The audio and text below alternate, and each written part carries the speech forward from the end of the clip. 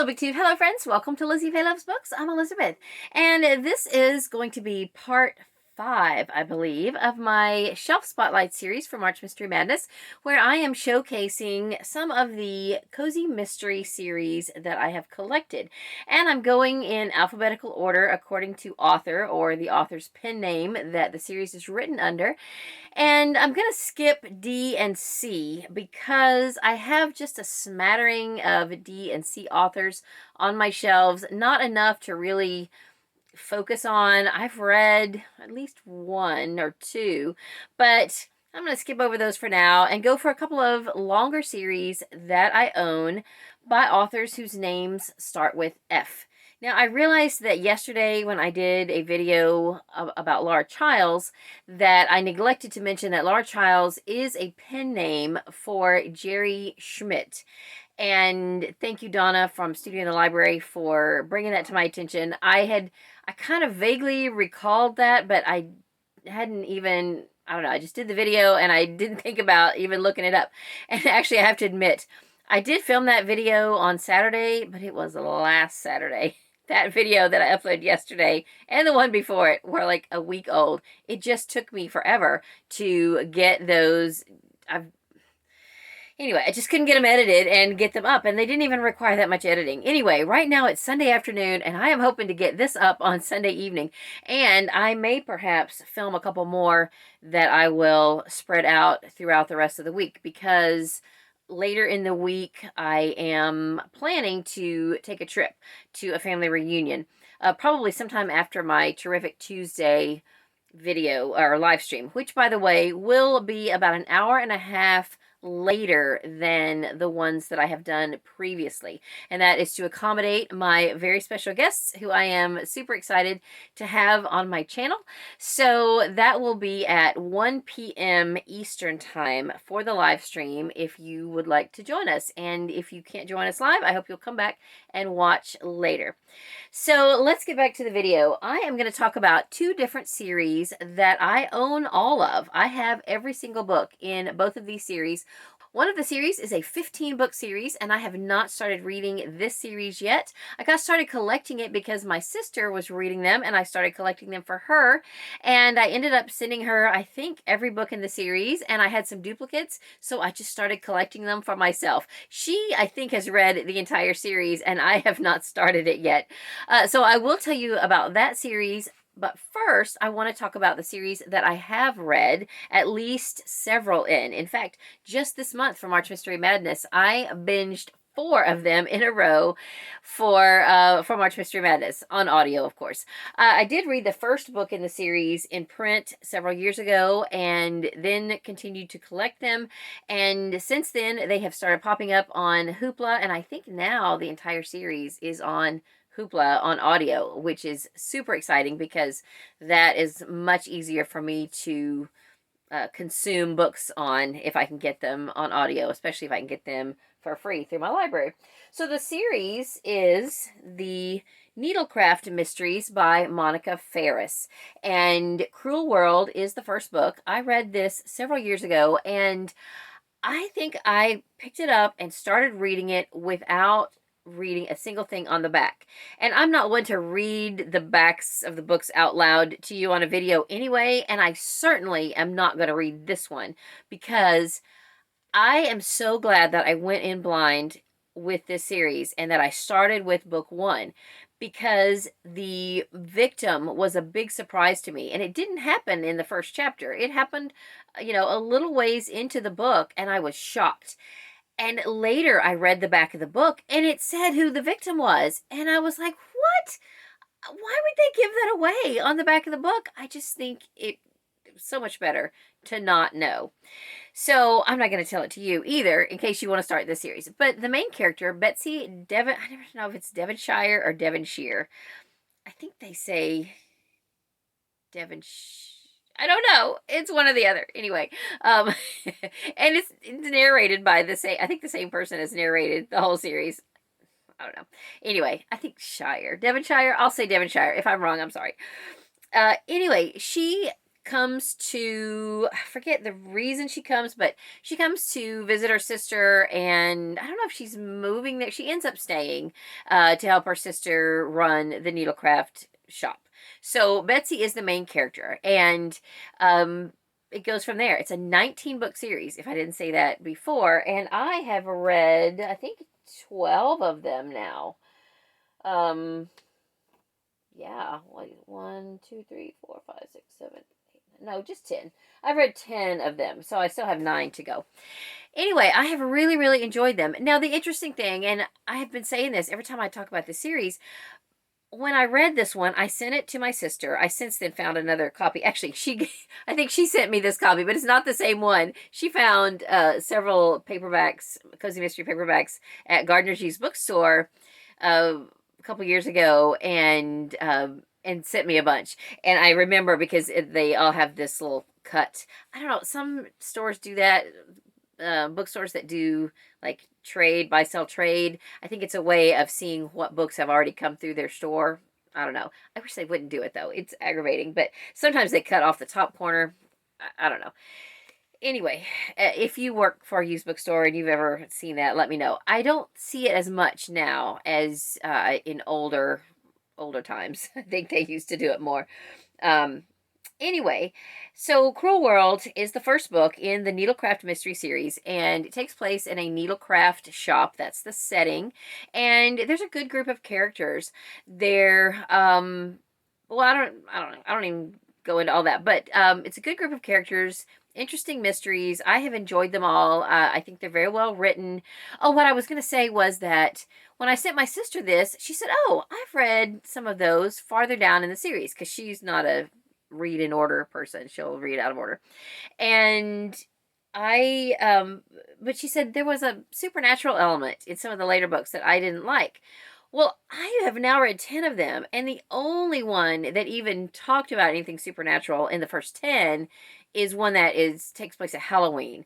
And it's just because it's a Halloween theme and they're just talking about it. So I don't know, Charlotte, if you're watching this, I don't know how far down in the series you read, but is it possible that you just got a hold of that Halloween book maybe? And because I think they just kept talking about it, but I don't think anything ever actually, there weren't any actual ghosts in the book. It's just that it was Halloween themed, so they were trying to make it spooky. That's the only one I've read. Now, I've still got 9 books to go, so who knows? But I I don't think that this is a series that has a ghost in it or anything like that. At least not to this point. Anyway, I have enjoyed them very much, and I would recommend them. I think my friend Troy Towell, who was my co-creator for March Mystery Madness, is also reading the series and has enjoyed them. So, Troy, I don't know where you are in the series. Have you gotten up to book 10 yet?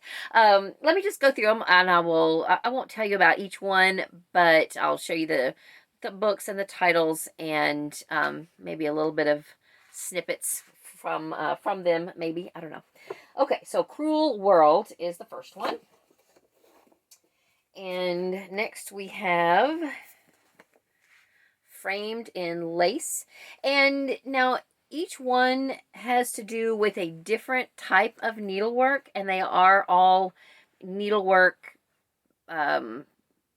crafts that are sold in their shop, but each of the crimes comes back to and is associated with some type of needlecraft or needlework. So book 3 is A Stitch in Time. Book 4 is Unraveled Sleeve. Book 5 is A Murderous Yarn. 6 is Hanging by a Thread. 7 is Cutwork.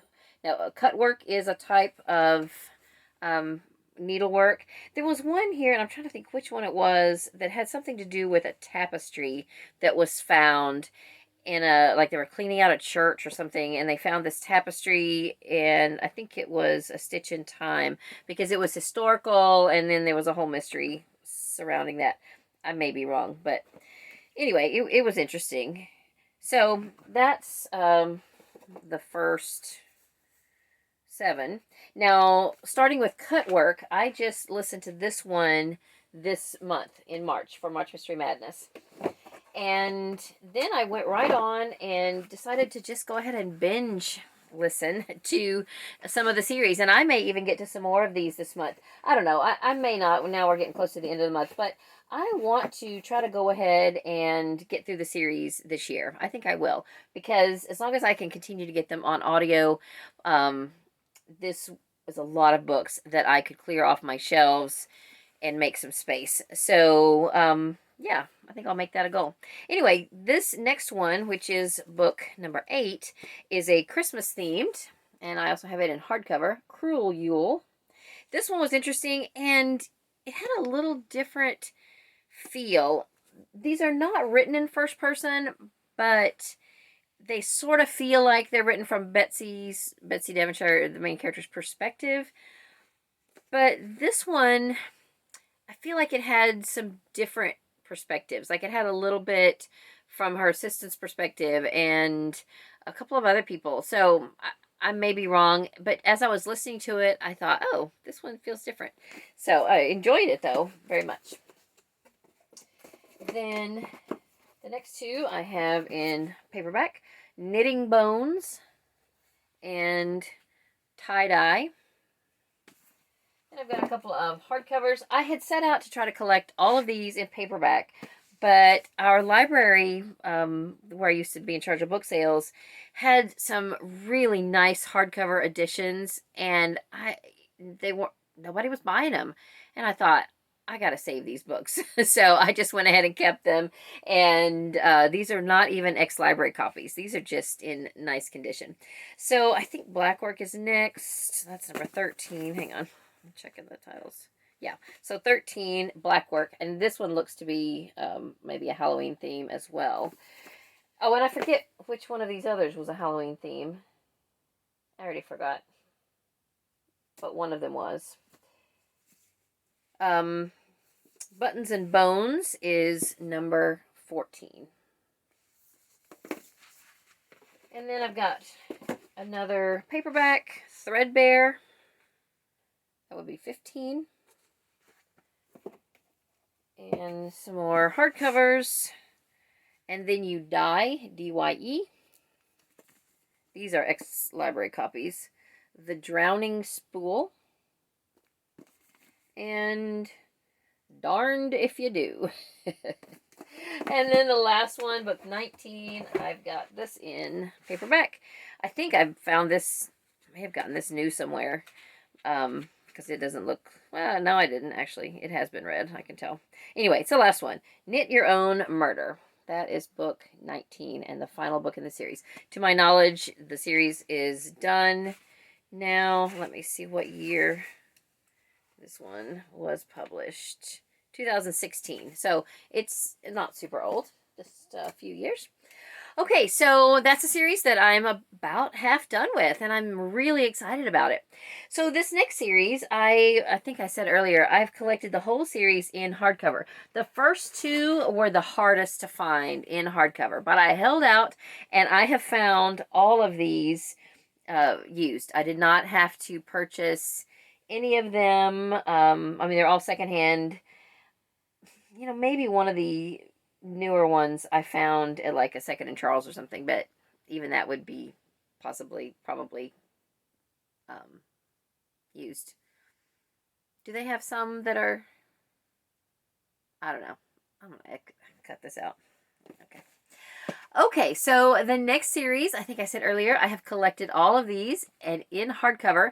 The two most challenging ones to find in hardcover were the first two for some reason, maybe because it was a new series and they didn't make very many hardcovers before they went to the paperbacks. I don't know, but I did eventually find them.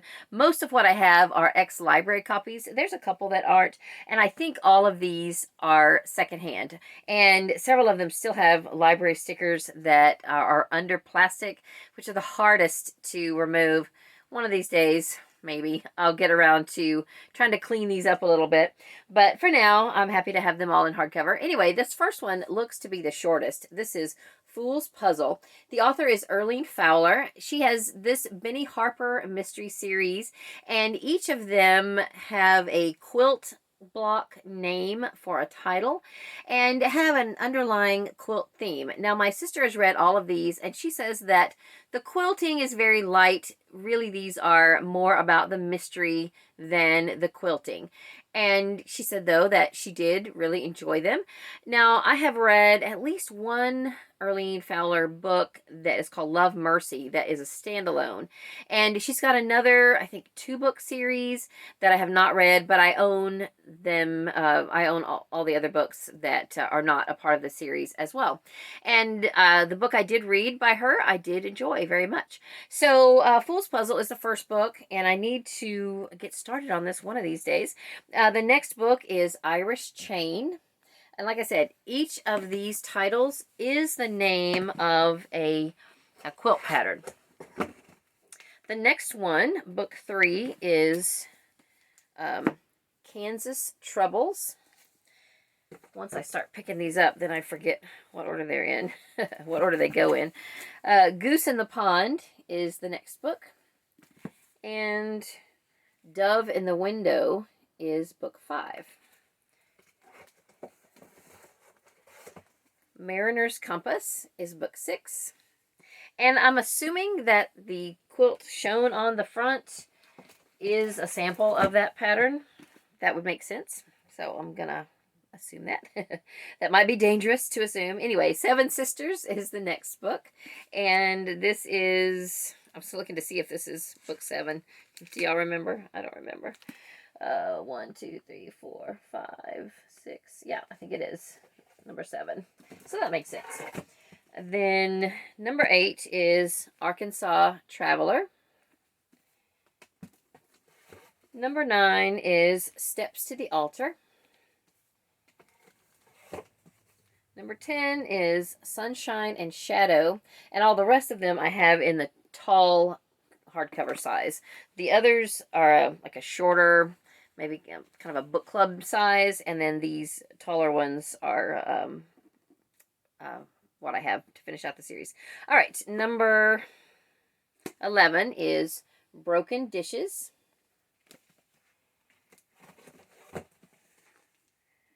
Number 8 is Delectable Mountains. And here's a picture of Earlene Fowler. That's one thing I haven't been doing, is showing you pictures of the authors. The next one, number 13, is Tumbling Blocks. And the last two, number 14 is State Fair. And number 15 is Spiderweb. So have you read any of the Benni Harper mysteries? Let me know if you have. Have you read any of the Monica Ferris Needlecraft mysteries? Let me know if you have. Let's chat in the comments. And I will be back hopefully tomorrow, I think, with the letter H. I'm going to skip on, or no, I've got some G's. So this was F. I do have some G's. So I will see you hopefully tomorrow. Hey, I'm still here. I thought I was done, but I remembered something else that I wanted to include in this video. This is going to kind of veer off the path just a little bit, but it does involve a cozy mystery author who I'm sure if you read cozy mysteries at all, you have either read this author or heard about her, and that is Joanne Fluke, who is the author of the Hannah Swenson Baking Mysteries. Now, I have read all of the Hannah Swenson Baking Mysteries. I just recently finished the most recent one. I have listened to, I think, all of them on audio. I think I did attempt to read one in print and eventually got the audio and finished it up on audio. And that's how I've been able to keep up with the series, because I have been able to get them on audio. Now, I do want to show you one book that has to do with the series, and I don't own the series. It is a huge series. The most recent one, I think, is number 28, and I have not ever collected them. I used to have a copy of book 1, and I sent that to a friend, so I just decided that there was really no need to collect them, and I don't. But I do own the Lake Eden Cookbook. This was published, I think, after the first 14 books, which in my opinion are the best of the series. At book 15, things started going a little crazy. But this has all of the recipes from the first 14 books. And I have made a few of the recipes, and it is a very good cookbook. So I realized after I had owned this and had it on my shelves for a while that there is a bit of narrative. I don't know if it's excerpts from the other books or if it's new, you know, previously things that are not published already in books, little snippets of storyline that go with some of the recipes. I don't know. But at some point, I should say, in the future, I do want to sit down with this and actually read it through. And I did show this in my cookbook series. I started a series a while back on literary cookbooks, and I'm a little behind with that. I have read three cookbooks now, and I only done a full review of one of them. So that's something that I'm still gonna get that done at some point, hopefully soon. Anyway, I haven't read this one yet, but I just wanted to show it to you. And I wanted to say that even though I have read all of the Hannah Swensen mysteries, and I don't collect them, so I'm not going to show them to you, I have collected some of the thriller mysteries that are by Joanne Fluke. Now, some of you may not even realize that she has some. I just picked this one up recently. I don't think that there's any order to these. I think they're all standalones. There's at least maybe a dozen or so. I've got 7 of them now, and this one I just recently picked up at a library book sale. It's called Wicked, and like I said, I don't know that there's any order. I don't know if I will attempt them in any certain order. Maybe I'll look up the publication dates and go from there. But as far as I know, these are not part of a series. Now, I think she does have a thriller series that maybe has 3 or 4 books, but I don't know anything about it, and I don't think any of these are from that series. So here's one called Deadly Memories, and I do have a duplicate of this somewhere. I told Storm from Storm Reads I would send her that, but Storm, I don't know where I put it. It's probably out of my eBay inventory somewhere, and it's not listed or anything. It's just out there in the garage with all the myriad of books that I need to do something with. So when I find that, I'll get that sent to you. Anyway, Vengeance is Mine is another one. And this one is Final Appeal. And I've got a cat over here making noise again. He's got to get settled in. Video Kill. Winter Chill. And The Other Child. So I don't know anything about these. I did notice that several of them are on Hoopla on audio. So I do want to try to maybe get a few of these read or listened to at some point this year. I did loan them to a book club friend, and she said she enjoyed them. So she's already read them, gotten them back to me, and I need to get around to reading them at some point. So I just wanted to throw that in, since that is an author whose name starts with F. Also, just another little aside, I have 3 romance books that are written by Joanne Fluke. They are not written under the name Joanne Fluke. They are written under the name Catherine Kirkwood. Now, if you've read any of the Hannah Swensen mysteries, you know that fictitious Hannah has a fictitious mother named Dolores who writes Regency romances. This is all fiction. But Dolores's pen name is Catherine Kirkwood, and there are some actual mystery books written by Joanne Fluke under the name Catherine Kirkwood that are supposed to be the Regency romances that Hannah Swensen's mother wrote. So I have 3 of them. They are from the Zebra line. Zebra Regency. Yeah, it just says Zebra Regency Romance. So I have A Match for Melissa, A Valentine for Vanessa, and A Townhouse for Tessa. I think there's 2 more, and they follow the same structure as far as the titles. I don't remember what the girls' names are. But anyway, I just thought it'd be fun to show you these for those of you who read the Hannah Swensen series, in case you didn't know that there are some romances that are connected to the Hannah Swensen Baking Mystery series. So that is all for this video. I hope that you are having a great day. Read a good book, and God bless you.